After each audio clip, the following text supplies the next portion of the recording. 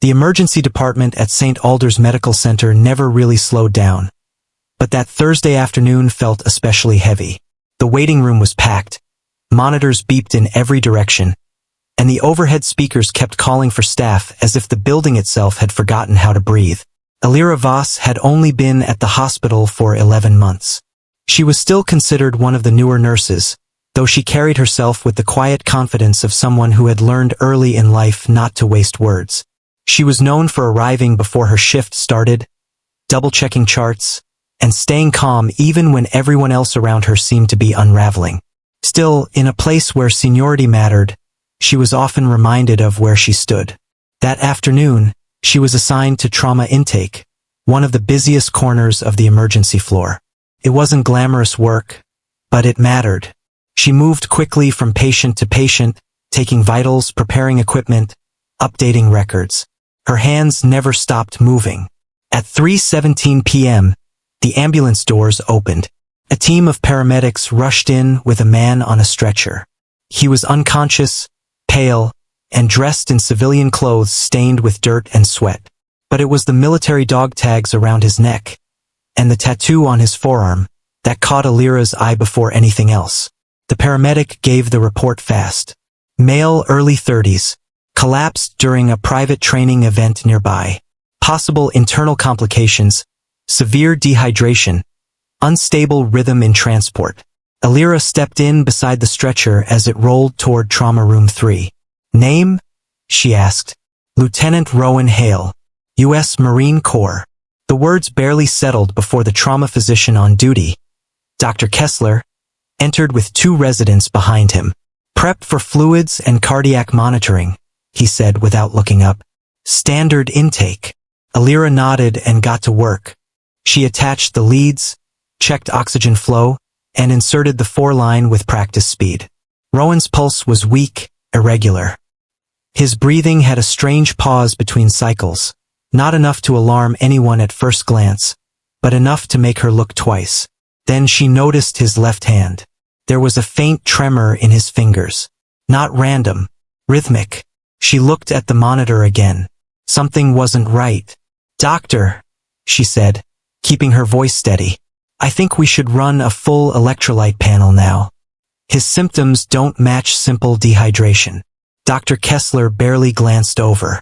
"We'll get to it." Elira hesitated. His heartbeat dipped again. "His rhythm is widening. Look at the spacing." One of the residents leaned in, then stepped back. Dr. Kessler frowned. "He was conscious 15 minutes ago. This is likely exhaustion and stress response." But Elira had seen this pattern before.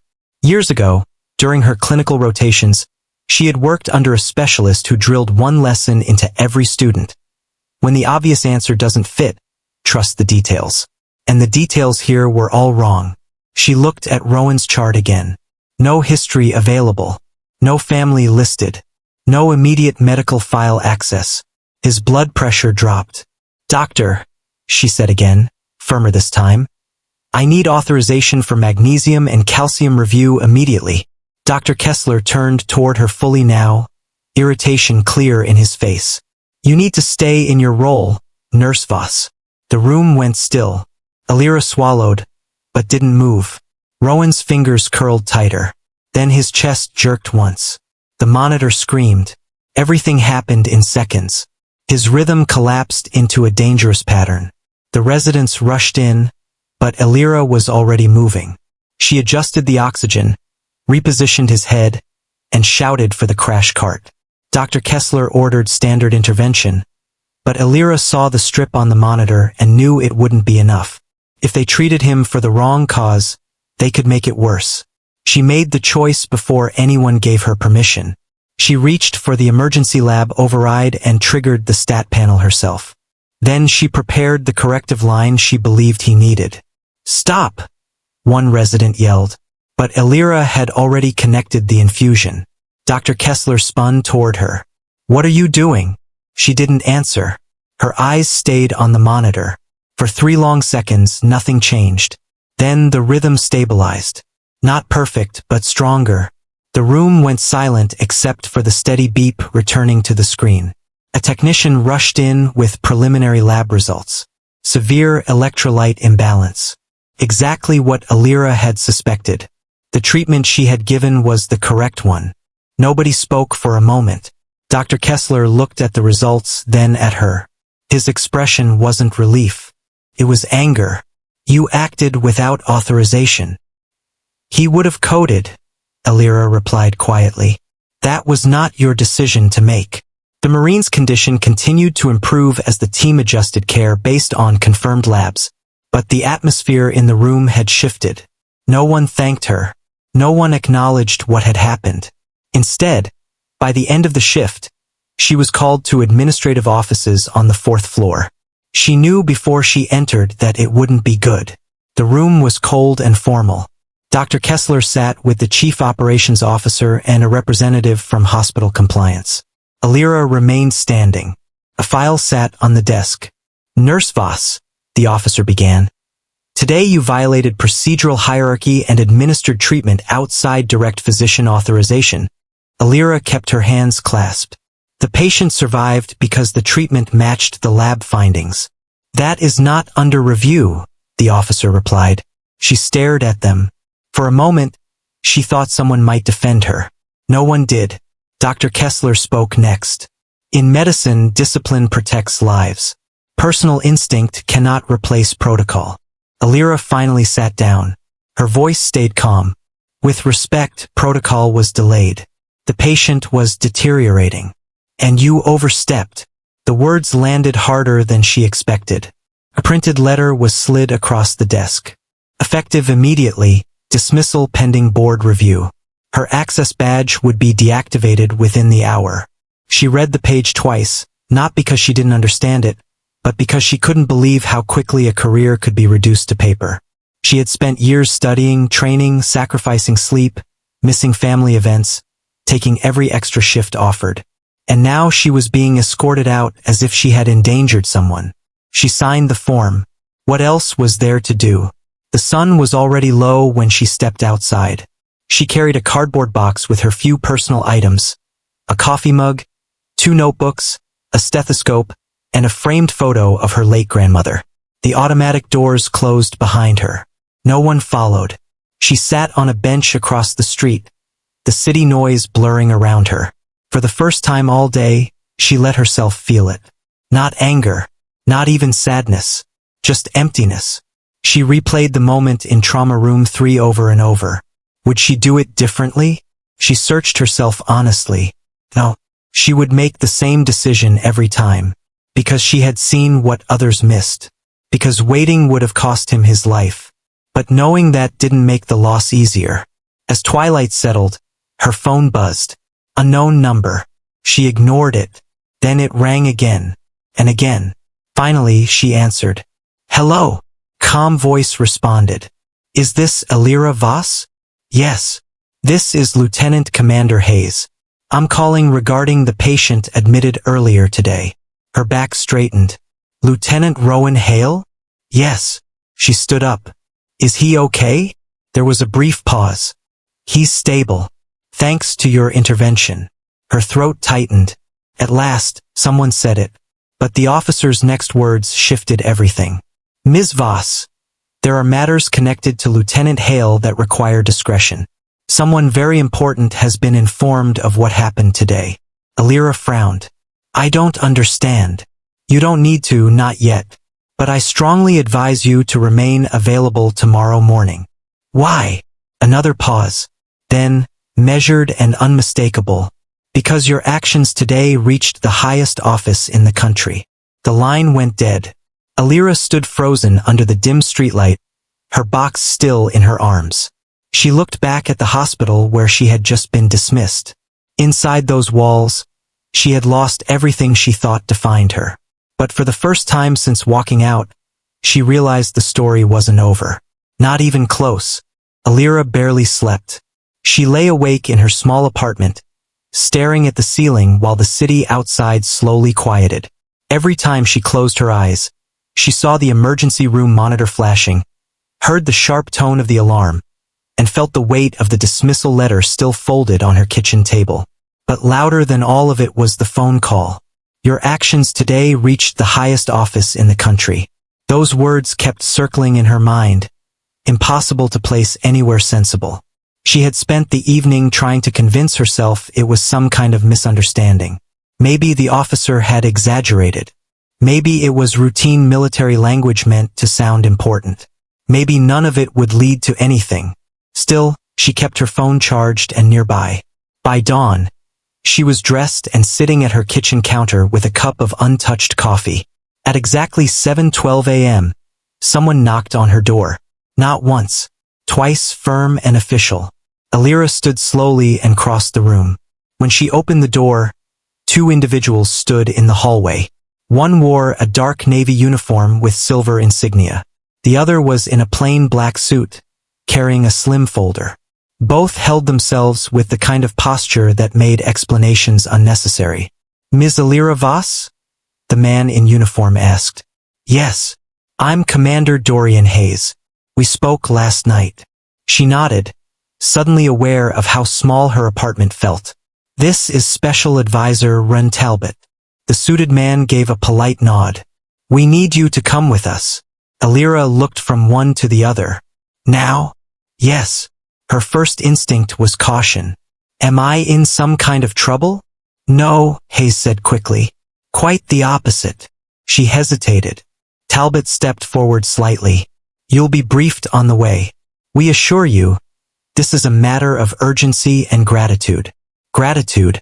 The word felt unfamiliar after the day she'd had.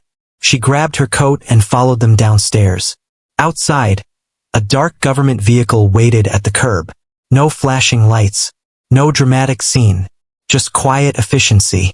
As they drove through the city, Alira sat in the back seat, hands clasped tightly in her lap. For several minutes, no one spoke. Then Hayes turned slightly toward her. "Lieutenant Rowan Hale is more than a Marine officer." Alira listened carefully. "He serves in a highly specialized advisory role involving international security coordination." She frowned. "That still doesn't explain why I'm here." Hayes exchanged a glance with Talbot. Lieutenant Hale was in possession of information critical to an active diplomatic operation. His medical emergency yesterday threatened more than his own life. Alira looked out the window, trying to absorb it. "You're saying if he had died, the consequences would have extended well beyond the hospital?" A silence followed. She thought back to his pale face, the tremor in his hand, the moment the monitor changed. She had simply seen a patient in danger. Nothing more. Talbot finally opened the folder in his hands. Inside was a printed report.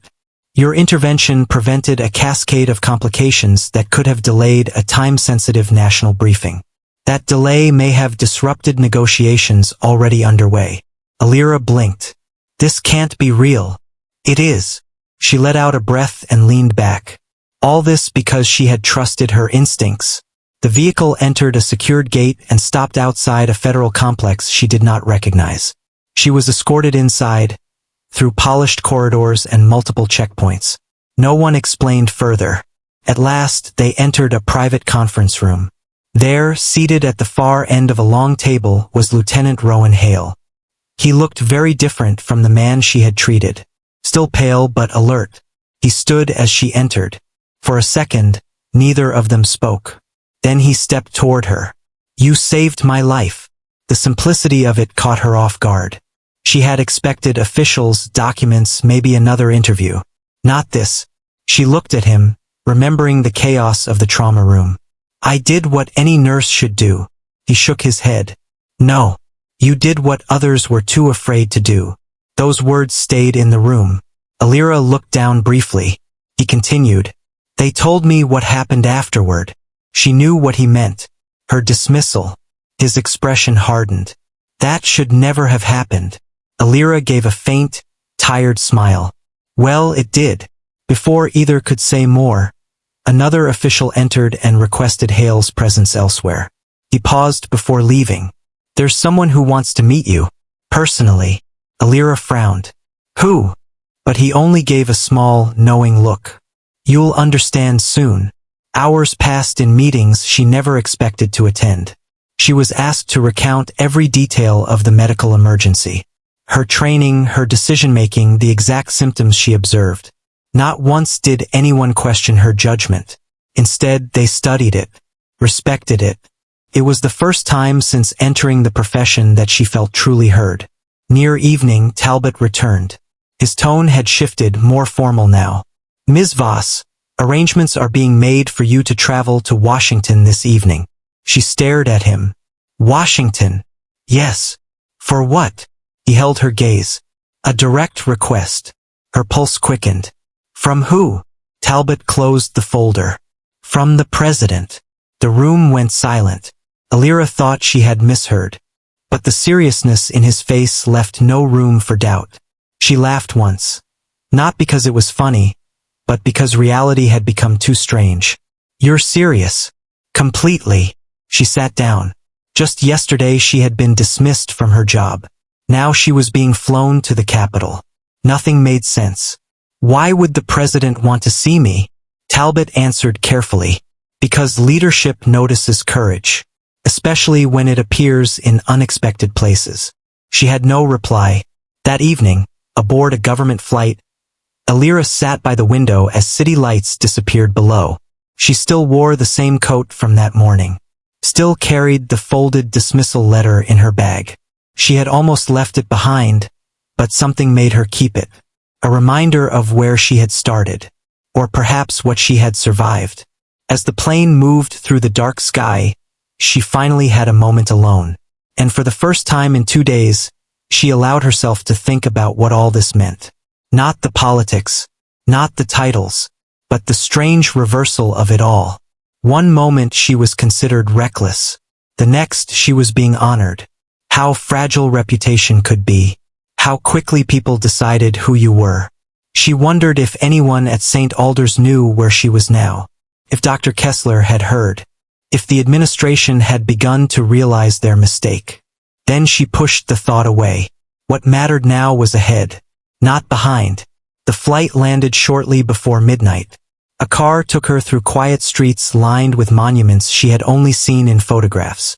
The city glowed with a different kind of energy, measured, historic. She was taken to a secure guest residence for the night. A staff member handed her an itinerary for the next morning. At the top was a single line, "Private Presidential Meeting, 9 a.m. Alira read it 3 times. Then she placed it beside the dismissal letter on the nightstand. 2 papers. 2 versions of her life. She stood by the window, looking out at the distant lights of the Capitol. Less than 24 hours ago, she had left a hospital bench believing her career was over. Now the most powerful office in the nation was waiting for her. And somewhere in that city answers still remained. Because deep down, she sensed this was not only about gratitude. There was something more. Something no one had told her yet. And by morning, she would finally learn why her name had traveled farther than she ever imagined. Alira woke before sunrise, though she had barely slept. The guest residence was quiet, almost unnaturally so. For a few seconds, she forgot where she was. Then she saw the 2 papers still resting on the nightstand, the hospital dismissal notice and the printed schedule for the presidential meeting. They looked strange together. One represented rejection. The other, something she still could not fully understand. She dressed carefully in the only professional clothes she had packed. Simple navy slacks, a cream blouse, and the same low heels she wore to interviews. A staff member had offered to arrange something more formal, but she refused.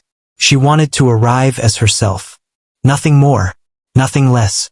At 8:15 a.m., a black vehicle took her through secured gates and into a historic government complex. She had seen photographs of the place countless times, but standing there in person felt unreal. Inside, every hallway carried quiet authority. Portraits lined the walls. Staff moved quickly but with purpose. Everything felt polished, measured, deliberate. Alira was escorted to a private reception room and asked to wait. She sat alone for nearly 10 minutes, her hands folded tightly in her lap. For someone who had faced life-and-death emergencies without shaking, this kind of waiting was somehow harder. Then the door opened. A senior official stepped in. "Ms. Voss, this way." She stood and followed. The next room was larger, warm with morning light. And there, near the window, stood the President of the United States. He turned as she entered. There was no grand announcement, no cameras, just a man in a dark suit, extending his hand. Ms. Voss, thank you for coming. Alira took his hand carefully. Thank you for inviting me, sir. He gestured toward 2 chairs near a small table. Please sit.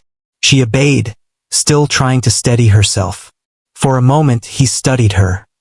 Not in a cold way, but with genuine attention. Then he spoke. I've read the reports.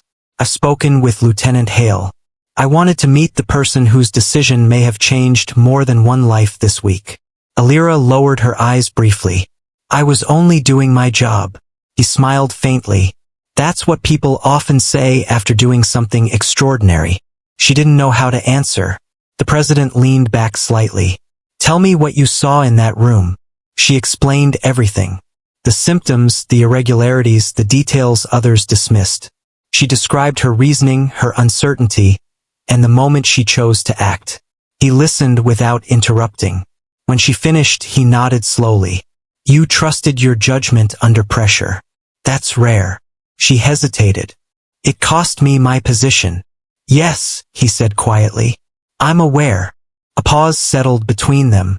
Then his expression changed, more serious now. What I'm about to share remains confidential. Alira straightened. Understood. The President folded his hands. Lieutenant Hale was carrying information tied to a critical diplomatic exchange involving Allied security operations. Had his condition worsened, the timeline would have shifted. That shift could have affected decisions already in motion overseas. Alira listened carefully. She still didn't know the details, but she understood enough. This had been larger than one emergency room. Much larger. He continued. Your actions preserved continuity at a fragile moment. She took in the weight of that. No dramatic words. No exaggerated praise. Just truth. And somehow that made it more meaningful. But then he said something she did not expect. There's another reason I wanted to meet you. She looked up. He reached toward a folder on the table. Inside was a photograph. He slid it toward her. Alira picked it up. It showed a younger woman in medical scrubs, standing beside military personnel at what looked like a humanitarian mission. She studied the face. Something about it felt familiar. Then she froze. It was her grandmother, years younger, smiling into the camera.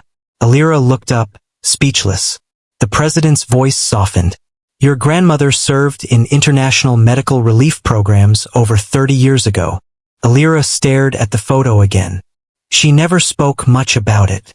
She was known for stepping into situations others hesitated to enter. A small smile crossed his face. She once treated my brother during an overseas crisis. Alira's breath caught. The room suddenly felt smaller. She saved his life. Silence. The words landed deep. She refused recognition, he continued. Said she was only doing what was right. Alira looked down, tears gathering before she could stop them. The same words, the same humility, the same instinct. Her grandmother had passed away when Alira was in nursing school. She had always admired her strength but never knew the full scope of her work. And now, sitting in front of the President, she was hearing part of that hidden story for the first time. She would be proud of you, he said. Alira blinked away tears. For a moment, she could not speak. When she finally did, her voice was quiet.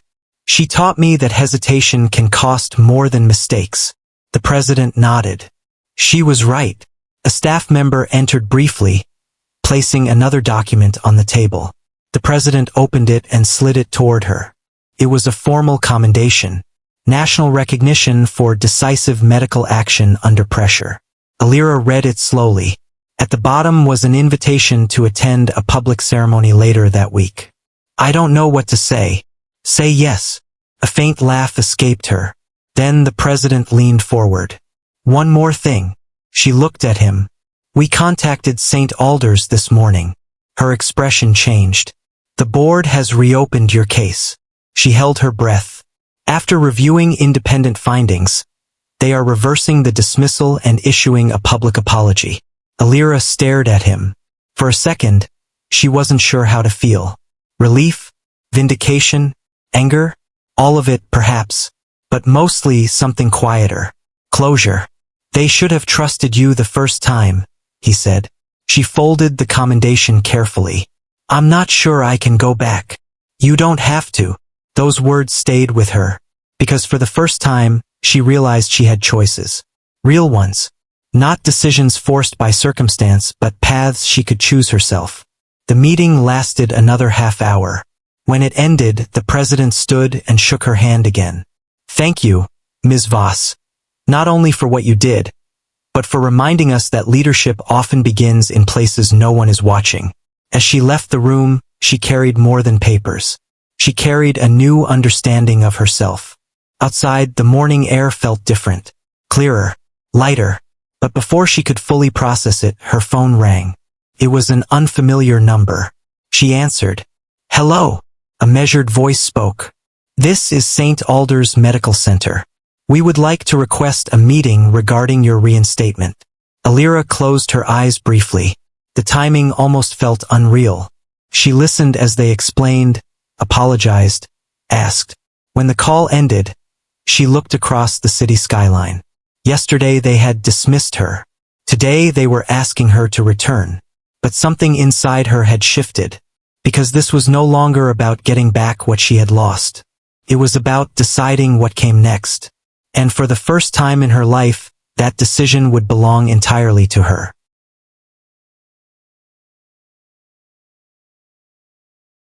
By the time Alira returned to her guest residence that afternoon, the city outside seemed unchanged, but her life no longer felt recognizable. She placed the commendation on the desk and sat beside the window, still holding the photograph of her grandmother. She had asked to keep a copy. For nearly an hour, she simply looked at it. The woman in the picture was not the grandmother she remembered sitting quietly in a kitchen chair, knitting in the evenings and telling careful stories over tea. This version stood in the middle of a humanitarian mission, shoulders straight, surrounded by soldiers and doctors, confident, fearless, hidden in plain sight. Alira thought about all the times her grandmother had encouraged her to trust what she saw, even when others doubted her. She had never realized those lessons came from experience far deeper than she knew. There was comfort in that discovery but also responsibility, because now she understood something else. Her decision in that hospital room had not come from nowhere. It was part of something passed down, a kind of courage taught quietly without speeches, and perhaps that was why it mattered so much. A knock at the door interrupted her thoughts. It was Special Advisor Talbot. May I come in? She nodded. He entered holding a tablet. I thought you should see this. He handed it to her. On the screen was a news headline already spreading online.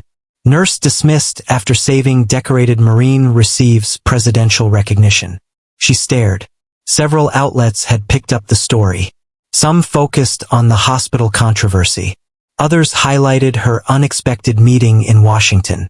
A short video clip played. Reporters outside St. Alders. Cameras pointed toward the entrance. Alira set the tablet down. I didn't ask for publicity. I know, Talbot said. But stories like this move quickly. She sighed. This isn't what I wanted. No, he replied. But sometimes what the public sees matters. She looked at him. What do you mean? Talbot took a seat across from her. For years, medical staff across the country have raised concerns about rigid hierarchies that silence judgment. Your case became a visible example. She frowned. So now I'm a symbol? He answered honestly. In some ways, yes. That unsettled her. She had never wanted to represent anything larger than patient care. Yet here she was, her name tied to conversations far beyond her control. Talbot continued. There's interest in hearing you speak at the ceremony. Not just accept recognition. Alira shook her head immediately. No. He smiled slightly as if expecting it. You should think about it. I'm a nurse, not a speaker. You're someone people will listen to. That evening, she received another call from St. Alders. This time it was the chair of the hospital board. The tone was formal but noticeably humbled. He apologized for the handling of her dismissal and requested a private meeting. They wanted to discuss reinstatement, compensation, and a formal statement of correction. Alira listened quietly. When he finished, she asked one question. Was anyone willing to defend me before outside pressure arrived? There was silence. Then quietly, no. She thanked him and ended the call. The answer hurt more than she expected. Not because she needed validation, but because it confirmed what she already feared. Without attention from powerful voices, her truth would have remained ignored. That reality stayed with her. The next morning, she traveled back to her city. This time, reporters waited at the airport. Questions followed her through the terminal. How does it feel to meet the president? Will you return to the hospital? What message do you have for healthcare workers? She answered none of them. A government escort guided her to a waiting vehicle. But even inside, the noise lingered. At home, she found flowers outside her apartment door. Some from strangers. Some from former patients. One card had no signature.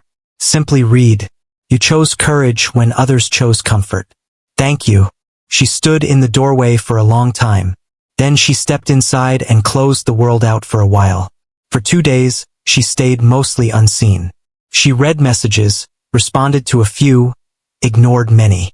Her story continued to spread. Medical associations released statements supporting clinical autonomy. Nursing forums discussed her decision in detail. Former colleagues began reaching out, some apologizing for staying silent. One message came from a resident who had been in trauma room 3. It was brief. "You were right. I should have spoken up." Alira read it twice, then set the phone down. The night before the ceremony, she stood in front of her closet, deciding what to wear. Her choices were simple. Professional dresses, muted colors, practical shoes. Nothing that matched the scale of the occasion. But she chose a dark blue dress her grandmother once gave her for graduation. It had been tucked away for years. When she held it, she remembered the words that came with it. "Wear this when you step into who you're meant to become." At the time, she thought it was just encouragement. Now, it felt like instruction. The ceremony took place in a large hall filled with officials, healthcare leaders, military representatives, and press. As she entered, the room rose in applause. She nearly stopped walking. It was overwhelming. Not because of the attention, but because for the first time that attention came without judgment. She was introduced formally. Her commendation was read aloud. Then she was invited to the podium. She stood there for several seconds, looking out at the audience. The room quieted. Alira took a breath. When I entered that hospital room, I did not know who the patient was. I did not know what role he held or what depended on his recovery. She paused. I only knew that he needed help, and that time mattered. The room listened closely. I made a choice based on training, observation, and responsibility. That choice cost me my job before it brought recognition. A ripple of understanding moved through the crowd. But this story is not about one nurse or one hospital. Her voice grew steadier. It is about the countless professionals who speak when something feels wrong, and are told to stay in their place. The audience remained silent. Skill matters. Experience matters. But so does trust. And when systems silence those closest to the truth, everyone is at risk. A few heads lowered. Others nodded. Alira looked across the room. I stand here today not because I sought recognition, but because I was fortunate enough to be heard before it was too late. Then she softened. My grandmother taught me that courage rarely feels dramatic. Most of the time, it feels like doing what you know is right while hoping someone understands later. A quiet emotion settled over the hall. I hope we build systems where understanding comes sooner. When she stepped away from the podium, the applause was louder than before. But what stayed with her was not the sound. It was the faces, people who understood, people who had lived their own versions of silence. After the ceremony, leaders approached her with offers, speaking roles, consulting positions, national healthcare advisory opportunities. She thanked them all but made no promises, because she knew something now that she had not known before. Recognition could open doors, but purpose decided which ones mattered. That night, alone again in her apartment, she looked at the reinstatement offer from St. Alders. It was generous, public, carefully worded. She read it once, then folded it. She had every reason to return, to reclaim her place, to prove something. But deep down, she knew she was no longer walking back into the same life. The events of the past week had changed too much. Not only how others saw her, but how she saw herself. And by morning, she would make the decision that would define everything that came next. Alira woke early, though she had not truly slept. The city outside her window was already alive, but everything inside her felt still.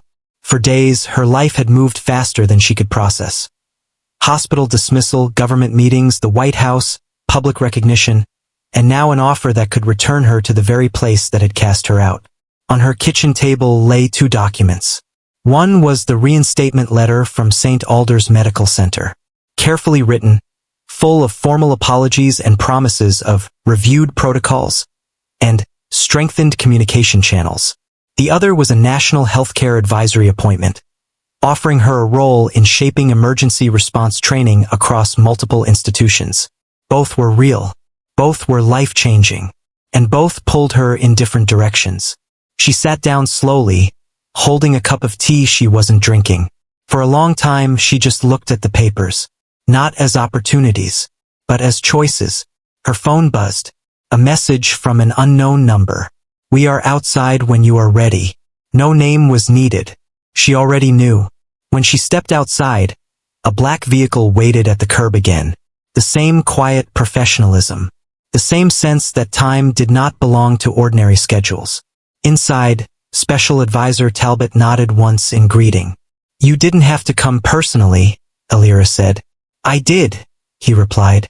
They drove in silence for several minutes before he spoke again. "You've read both offers?" "Yes. And I don't know which one matters more." Talbot glanced at her briefly. "Maybe that's not the question." She turned slightly toward him. "What do you mean?" "Sometimes it's not about what matters more," he said. "It's about what kind of work you want to live inside of." That stayed with her. Work you live inside of. Not just a job. Not just a title. A place where your decisions shaped your days. They arrived at a quiet government office building, smaller than the ceremonial locations she had visited before. There were no crowds here, no cameras waiting outside. Inside, she was taken to a private meeting room. And there, already waiting, was Lieutenant Rowan Hale. He stood when she entered. This time, there was no medical urgency. No monitors. No chaos. Just 2 people connected by a moment that had changed both their lives. "You look better," she said gently. "I feel better," he replied. A pause settled between them. Then he added, "I wanted to thank you again. Properly this time." Alira shook her head slightly. "You already did." "I didn't," he said. "Not really. I was unconscious when you made the decision that saved me." She looked at him. "Then I suppose I'll have to accept your gratitude on trust." That made him smile faintly. They sat. For a moment, neither spoke. Then Rowan leaned forward slightly. "I heard about St. Alders." Alira exhaled. "News travels fast. It does when people start asking the right questions." She studied him. "You were part of that?" "Not directly," he said. "But what happened to me connected to other things. Things I didn't even realize were at risk until after." Her expression tightened slightly. "That still feels strange to hear." "I imagine it does." Another pause. Then he said something unexpected. "You don't owe that hospital anything." Alira looked down at her hands. "I don't know if it's about owing." "What is it about then?" She hesitated. "Belonging, maybe." He considered that. "I used to think I belonged to the field I served," he said, "until I realized I belonged more to the choices I made within it." She looked at him. "That sounds simpler than it feels." "It is," he admitted. After the fact.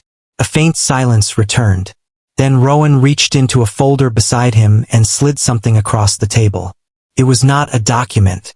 It was a letter. Alira didn't touch it immediately. "What is this?" "Read it." She opened it carefully. It was written in plain language, not official tone. A request from a National Emergency Medical Coordination Group. They were building a new program focused on empowering frontline medical professionals during critical incidents, especially when rapid decisions were required without immediate physician oversight. Her case had become part of the internal review that shaped the proposal. And now they wanted her involvement, not as a symbol, but as a contributor. Her throat tightened slightly as she read. When she finished, she looked up. "This is based on what happened in my case."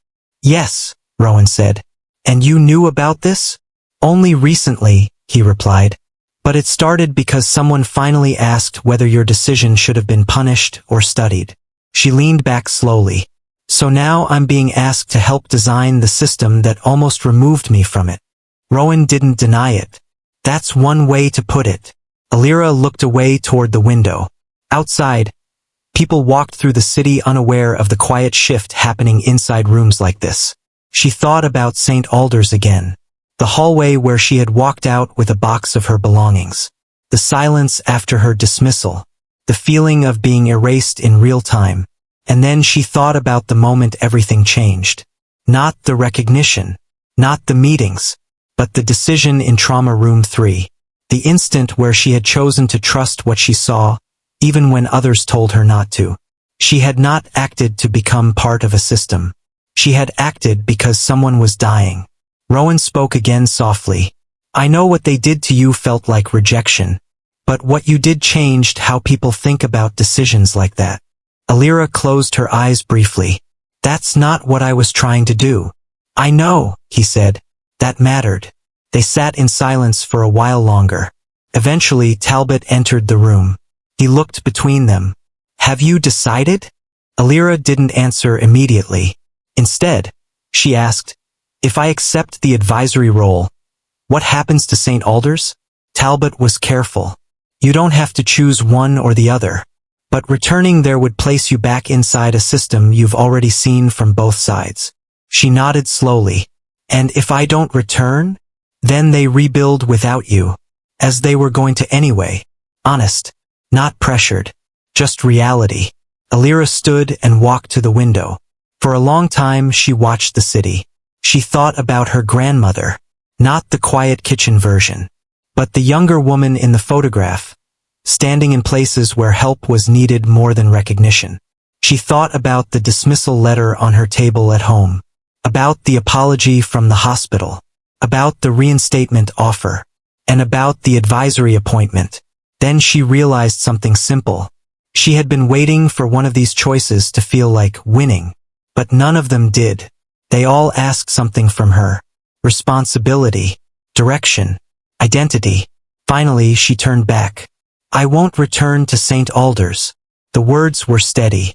Not angry. Not emotional. Just final. Rowan nodded once as if he understood. Talbot didn't push. "What about the advisory role?" Alira took a breath. "I will accept it." A slight shift in the room followed. Not celebration, not relief, but recognition. That a decision had been made. "And one condition," she added. Talbot raised an eyebrow slightly. "I want part of the program focused on hospital-level accountability. Not just empowering decisions but protecting the people who make them." He nodded slowly. "That can be included," she continued. "And I want training standards reviewed across emergency departments. Not just in theory. In practice." Rowan looked at her. "That's exactly why they asked for you." She almost smiled at that. Almost. Because it wasn't about being wanted. It was about what needed to change. When she left the building later that day, there were no cameras. No crowd. No announcement. Just a quiet walk to the vehicle waiting outside. As she sat inside, she looked once more at the city passing by. Her phone lit up. A message from an unknown sender. "You chose the harder path. Thank you for not choosing the easier one." She didn't reply. She didn't need to. That evening, back in her apartment, she placed the hospital reinstatement letter into a drawer. Not destroyed. Not ignored. Just stored. Then she placed the advisory appointment on her desk. Above it, she set her grandmother's photograph. 3 generations of quiet decisions. She sat down and finally let herself breathe fully.